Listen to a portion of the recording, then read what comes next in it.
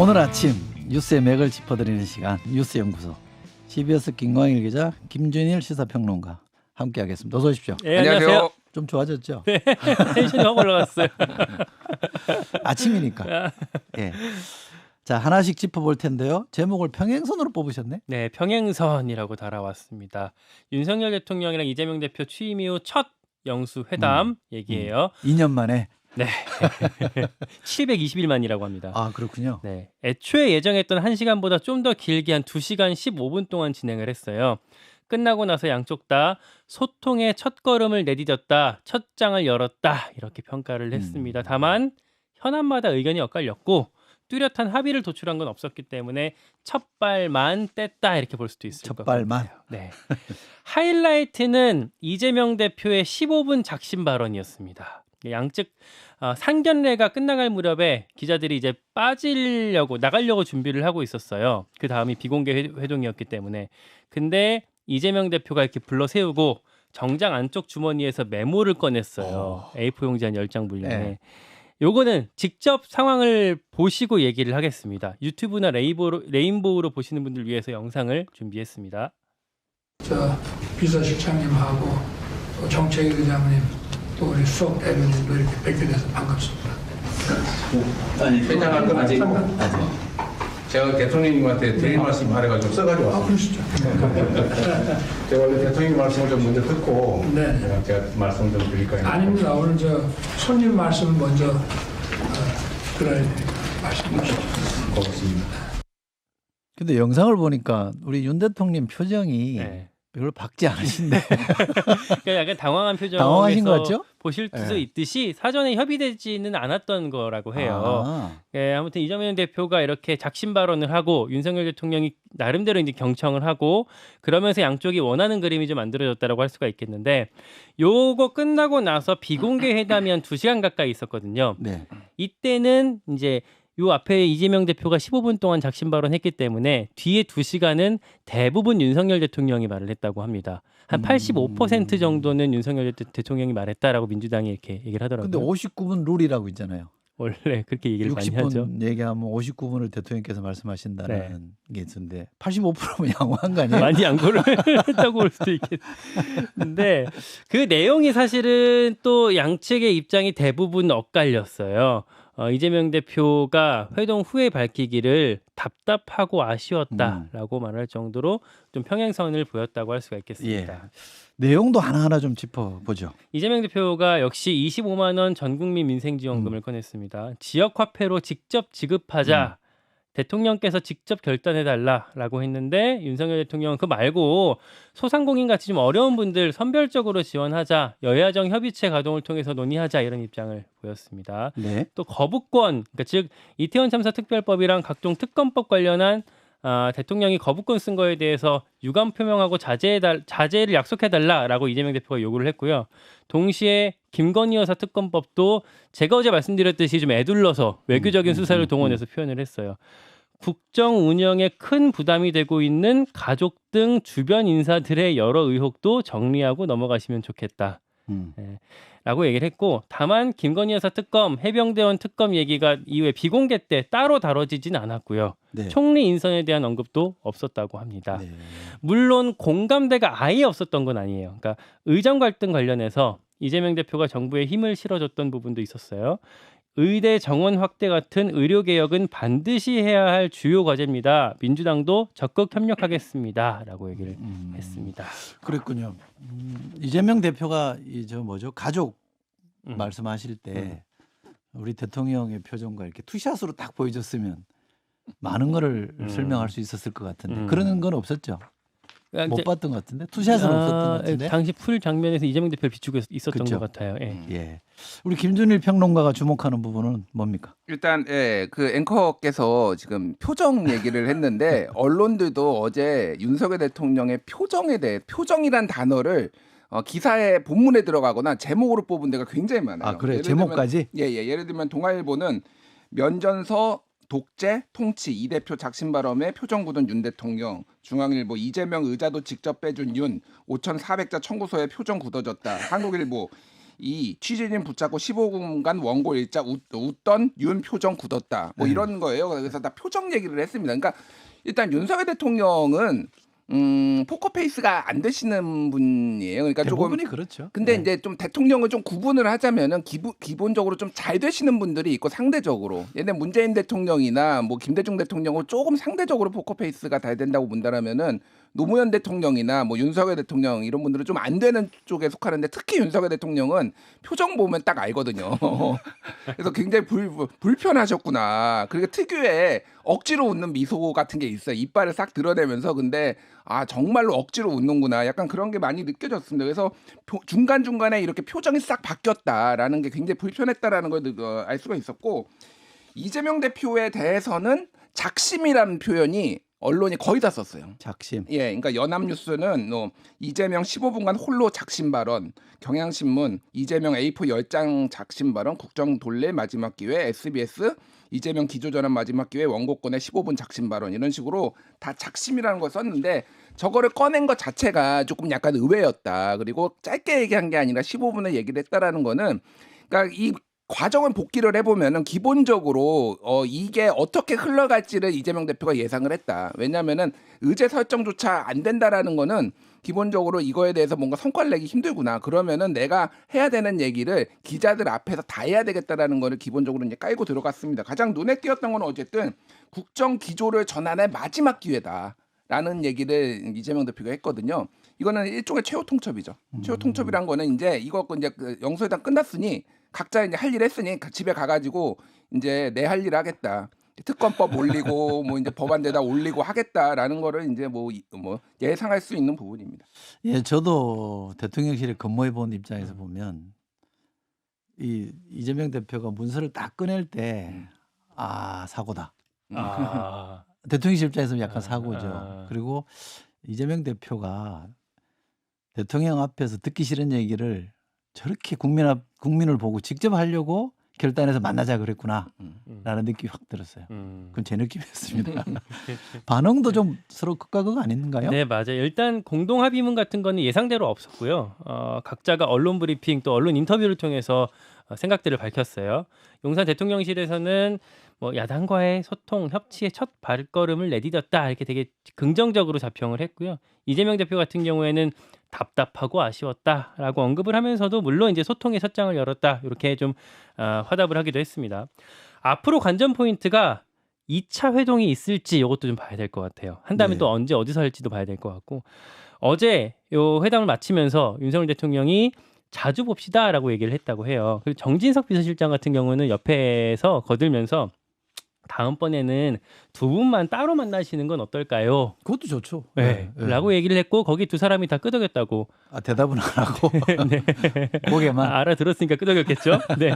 네. 민주당에서는 악수하고 사진 찍는 자리면은 의미 없다라고 좀 정색한 반응을 냈고요. 한다면 다음번에는 반드시 의제를 한 두세 개라도 좀 꼽아서 정해놓고 구체적으로는 답을 찾아가자. 그러니까 실무형으로 좀 하는 회담이 필요하다. 그래서 이렇게 성과를 내야 되지 않겠냐라는 얘기를 그래야 의미가 있다는 얘기를 하고요. 다만 여권의 반응은 좀 다른 게 국민의힘 한 관계자 얘기인데 아무리 야당 대표라도 대통령이 만나자고 하면 그걸 피할 명분은 없다.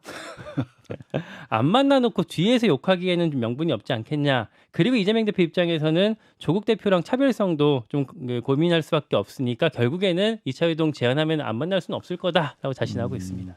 제 느낌은 야당의 반응이 성과 없이 끝났음에도 불구하고 야당의 반응이 생각보다 약간 미온적? 이라고 느껴졌는데 우리 김준일 평론가는 어떤 점에 주목하세요? 일단 뭐 이제 대통령실과 야당을 좀 나눠서 보면은 그러니까 국민들이 이제 궁금해하고 이게 이제 그래서 대통령이 바뀌는 거야, 안 바뀌는 거야.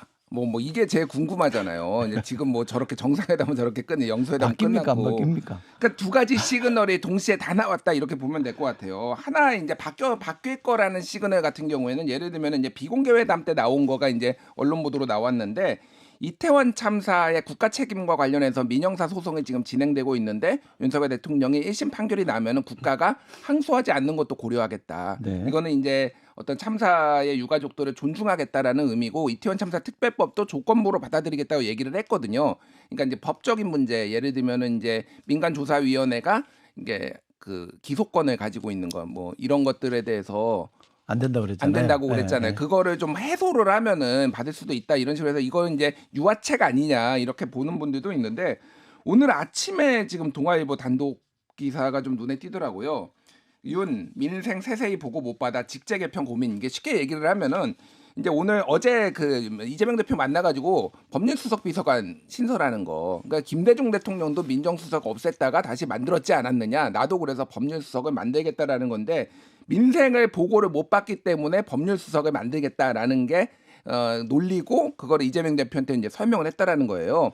근데 이 법률수석을 만드는 게 제가 전에도 한번 지적을 했지만은 그러면은 민심을 청취하는데 왜 시민사회수석은 없앴으며 그러니까 왜 법률수석이 민심을 청취를 해야 되느냐 뭐 여러 가지 이제 논제가 있는데 이거는 쉽게 얘기를 하면 오히려 그립감을 더 강화하겠다. 공직에 대한 그립감을 강하겠다라는 쪽으로 그리고 검찰을 좀 휘어잡겠다라는 쪽으로 이해가 된다라면은 안 바뀔 거다 역시 윤석열은 이런 쪽으로 이제 해석이 양쪽이 조금 다 있다 이렇게 보시면 될 것 같고 야당 같은 경우에는 이재명 대표가 아까 전에 말씀드렸지만 이제 마이웨이 사실상 할 거다라는 거고 박지원 전 국정원장 SNS가 눈에 띄더라고 이렇게 얘기를 했어요. 이재명 대표께서는 총선 민심을 여과 없이 다 말씀했고 대통령은 다 들으신 것이 그나마 유일한 성과다. 대통령의 답변을 못 때 총선에서 회초리를 맞으시고도 역시 변하지 않았다는 것을 확인한 것도 이번 회담의 성과다라고 얘기를 했습니다. 그 얘기인즉슨 이제 야당을 갈 길 가겠다. 뭐 이 정도로 봐야 될 것 같아요. 그게 성과라니 참 답답하네요. 근데 용어가 언론에는 민정수석 부활이라는 데도 있던데 법률수석이에요, 민정수석이에요? 사실상 민정수석 뭐 이런 식으로 꼬리표가 붙고 했는데 법률수석도 아직 확정된 건 아닌데 기본적으로는 법률수석 쪽으로 지금 가닥을 좀 잡은 것 같아서 법률로 어떻게 민심을 청취를 할지 그게 좀 궁금합니다.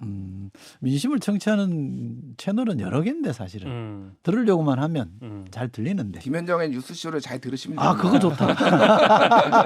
강추드립니다. 직접 예. 나와서 들으시는 것도 좋고요. 예. 관련해서 하나만 더 짚어볼까요? 국민의힘은 비대위원장으로 황우여 이렇게 발음해야죠. 네. 황우여 전 부총리. 네. 부총리 지냈습니까? 네, 그 박근혜 정부 때 아, 사회부총리 그랬습니까? 했었죠. 예. 네, 이분은 지명하셨다고요? 네, 판사 출신 5선 의원이고 새누리당 원내대표 당대표, 뭐 박근혜 정부 때 사회부총리 출신이죠. 어제 당선자 총회에서 윤재용 원내대표가 발표를 했어요. 반응은 좀 엇갈리는데 국민의힘 당내에서는 대체로는 좀 무난하다 이런 평가를 많이 하고 있습니다. 무난하다. 네, 어제 현장에서 직접 들었던 한 당선자한테 물어봤더니 뭐 별 수 있나요? 라고 하더라고요. 그러니까 사실 본인은 정말 최악을 생각했는데 그러니까 기준 자체를 좀 낮게 생각했기 때문에 뭐 이 정도는 좀 뭐 무리 없다라는 평가를 했다고 대체로 이런 평가들을 많이 하고 있어요. 뭐 성품이 온화하신 분이죠. 그렇죠. 네. 네. 앞으로 핵심이 이제 이 비대위의 핵심이 전당대회 룰이 될 거예요. 지금 당심 100%로 이제 개정이 돼 있잖아요. 이거를 민심 5대5로 하자라는 요구가 있는데 당 내에서 나오는 얘기는 황우여라면 이쪽 저쪽 얘기를 다 듣고 한 민심 10% 정도 반영하지 않을까. 그래서 무난하게 좀 끝내지 않을까. 10%? 네. 기대치 않네. 황우여 이제 전 총리 특성상 보통 어떤 주문을 충실하게 이행하면서 갈등이 커지지 않도록 좀 노련하게 관리를 좀 잘한다라는 평가거든요. 어느 정도로 조율할지는 봐야 될 것 같습니다. 그러게요. 저희 정치부에서 이제 황우여 위원장 본인이랑 어제 통화를 했는데 노마지로의 뜻으로 받아들인다라고 대답을 했대요. 네, 요즘은 이렇게 사자성어 잘 안 쓰시는데 옛날 스타일이죠. 좋은 말이죠. 늙은 말이 길을 잘 안다. 뭐 좀 약간 자신을 늙은 말에 좀 비유했기 때문에 나름대로는 좀 뭐랄까 좀 겸손한 태도를 보였다고도 볼 수가 있겠는데 뭐 당의 혼란한 상황을 좀 지혜롭게 조율하겠다 이런 포부로 볼 수가 있겠습니다. 예. 김준일 평론가는 어떻게 보십니까? 일단 이분이 이제 황우여 대표가 박근혜 정부 때 이제 2012년부터 당대표 2년을 하신 맞아요. 분이잖아요. 네, 당대표 하셨죠. 예, 당대표 2년을 보수정당에서 하신 분이 임기를 채운 분이 흔치 않아요. 그 정도로 어떻게 보면 위기 관리 능력은 있다. 어떻게 보면은 모나지 않았다. 뭐 이렇게 좀 볼 수가 있는 거죠. 근데 저는 나이가 주목되는데 47년생이세요. 올해 이제 77세입니다. 그러니까 단순히 나이가 많고 적은 게 문제가 아니라 뭐 예를 들면 뭐 트럼프 바이든도 뭐 41년생인데 뭐 대통령 하겠다고 하는데 박지원 의원도 42년생입니다. 아 그러니까요. 네. 근데 이제 주목하는 거는 그런 거죠. 보수의 정말로 인재라기보다는 이런 분이 씨가 말랐구나. 그래서 찾고 찾아가지고 저 위에까지 지금 2016년에 정계 은퇴하신 분이거든요. 본인이 이제 선언을 하신 분인데 이분까지 찾아내야 되고 할 정도로 보수의 위기구나라는 걸 느낄 수가 있고, 그래서 큰 혁신은 없겠구나라는 게 기본적인 뭐 의원들의 안팎의 얘기인 것 같습니다. 그래서 어떤 게 이제 전당대회가 어떤 식으로 치러질지가 좀 관건인 것 같은데, 전체적으로 보면은 대통령하고의 좀 들이받는다 이런 것도 기대하기 어렵고, 그러면은 여당은 지금 무난하게 좀 뭐 용산에 조금 관계 재정립을 하기는 어려운 쪽으로 가는 게 아니냐 뭐 이렇게 보여집니다. 들이받아요? 뭐 들이받아야 된다라고 여당 내에서도 말씀하시는 분들이 있기 때문에. 여의도에서는 그런 얘기들을 많이 합니다. 그러니까 여당 대표가 제일 하기 어려운 직업이다. 자리다. 양쪽에 껴서요. 네, 성공하기가 굉장히 어렵다. 야당한테 치이고 대통령한테 치이고 뭐 그런 얘기가 있는데, 어쨌든 무난하신 분이 됐다는 평가를 받고 있는 거군요. 자, 다음 경제 쪽 한번 가볼까 싶은데요. 엔화가 곤두박질? 네, 맞아요. 많이 떨어졌어요? 엔달러 환율이 1달러당 160엔을 어제 장중 한때 넘겼어요. 34년 만에 최고 기록이라고 합니다. 그러니까 환율이 높다라는 거는 엔화 가치가 떨어졌다라는 말이라고 볼 수가 있겠죠. 그러니까 그 160엔이 사실은 일본 경제 잃어버린 30년 요거 진입하기 직전 수준 정도라고 합니다. 아, 그래요? 네, 그 정도로 떨어진 거고, 물론 이제 오전에 160엔을 넘겼다가 오후 들어서 154엔 정도로 좀 조정이 되긴 했거든요. 근데 요거는 시장에서 뭐 자율 조정이 있었다기보다는 정부 개입일 가능성이 있다고 해요. 원인은 크게 두 가지인데, 뭐 첫 번째로는 중동의 안보 불안, 둘째가 중요한데 미국과의 금리 격차입니다. 크죠, 그 나라가. 네. 그러니까 미국이 한 5.5 그리고 일본이 0이거든요. 그렇죠. 네, 그러다 보니까 사실 미국 쪽으로 이제 돈이 갈 수밖에 없는데, 최근에 미국 금리가 좀 떨어지고 그리고 일본 금리가 살짝 오를 걸로 기대가 됐었다가 이게 둘 다 약간 그 기대가 좀 식었잖아요. 그러면서 오히려 양국의 금리 차가 더 확대될 수도 있다. 뭐 이런 전망까지 나오면서 이렇게 슈퍼 엔저까지 지금 떨어진 상황이라고 볼 수가 있겠고, 문제는 국내 기업들이거든요. 엔화 가치가 떨어지면 일본 기업들의 가격 경쟁력이 올라가서 일본 수출이 좀 좋아질 수 있는데, 그럴 경우 일본 기업이랑 경쟁하는 우리 뭐 철강이나 IT 뭐 이런 산업들은 비교적 가격 경쟁력이 좀 떨어지면서 수출에 불리할 수가 있어서 걱정입니다. 근데 엔화 가치가 떨어지면 여행을 많이 가지 않나요? 우리나라에서 일본으로? 네, 여행하긴 좋죠. 그죠. 네. 그래서 일본 많이 가시는 것 같은 두각이 생겼는데 국쟁이네. 네. 그 말씀하신 거의 유일한 장점이 일본 여행 뭐 그게 아닌가. 왜냐면 일본에서 우리가 이제 뭐 수입하는 게 소비재는 특히 많지는 않거든요. 뭐 중간재는 뭐 약간 있는데 네. 이게 이제 굉장히 좀 심각한 문제입니다. 왜 심각한 문제냐면은 기본적으로 이제 두 가지를 봐야 되는데, 하나는 이제 프록시 통화라고 이제 해요. 엔화랑 이제 한화를. 프록시 통화가 뭐냐면은 엔화가 환율이 움직이는 대로 거의 우리나라 원화도 똑같이 움직인다는 따라간다는 거예요? 예, 그러니까 무역협회에 따르면은 2021년 이후 작년 6월까지 미국 달러화 대비 원 낸 환율의 상관계수는 0.973. 거의 1에 가깝습니다. 그러니까 엔화가 이렇게 떨어지면 쉽게 얘기하면 원화 가치도 금방 떨어진다는 얘기고, 우리나라 원 달러 환율이 1,400원 금방 돌파한다. 이런 얘기예요. 그러면은 이제 수입 물가가 굉장히 뛴다라는 거죠. 그래서 굉장히 이제 뭐 어려움을 겪을 거라고 보고, 이게 단기간에 해소가 안 됩니다. 왜냐하면은 미국의 기준금리 같은 경우에는 지금 이제 상당 기준으로 5.5%거든요. 연 5.5%, 엔화는 0.1%예요. 이 차이가 5.4%포인트인데 우리나라도 지금 역대 미국하고의 그 기준금리가 역대 최대거든요. 그렇다고 본다면 이거는 거의 비슷한 흐름으로 장기화될 수 있다라고 이제 보시면 될 것 같습니다. 네. 문제는 엔화가 더 많이 떨어져요. 어쨌든. 그러니까 수출 경쟁력 아까 얘기를 했는데, 예를 들면은 이제 무역협회에서 작년 8월에 낸 보고서를 보면은 달러 엔 환율이 10% 오를 때마다, 그러니까 엔 가치가 떨어질 때마다 우리나라 수출 품목의 수출 단가는 0.12% 내렸지만은 수출 물량은 0.02%밖에 증가하지 않았다는 거. 우리나라도 무조건 엔화 잡으려면은 그 가격 맞추려면은 낮춰야 돼요, 가격을. 근데 수출은 늘지 않는다라는 겁니다, 사실상. 그러면 이제 우리나라 가뜩이나 지금 수출 내수는 죽쓰고 있고 수출로 지금 버티고 있는데, 수출마저 지금 이렇게 하면 경제가 굉장히 장기적으로 어려워진다. 그러게요. 그렇게 네. 좀 될 가능성이 상당히 높은 것 같아요. 흔히 뭐 우리가 수출로 먹고 사는 나라라고 네. 하는데, 이것 때문에 이거 참 경제가, 저는 경제를 잘 모릅니다만 참 복잡하게 돌아가는 것 같아요. 근데 좀 잘 풀리면 좋겠습니다, 그죠? 네. 보통 사람들 삶이 좀 나아지면 좋겠습니다. 자, 오늘 뉴스 연구소는 여기까지입니다. 김광일 기자, 김준일 시사평론가 두 분 고맙습니다. 고맙습니다. 김현정의 뉴스쇼는 시청자 여러분의 참여를 기다립니다. 구독과 좋아요, 댓글 잊지 않으셨죠? 알림 설정을 해두시면 평일 아침 7시 10분 실시간 라이브도 참여하실 수 있습니다.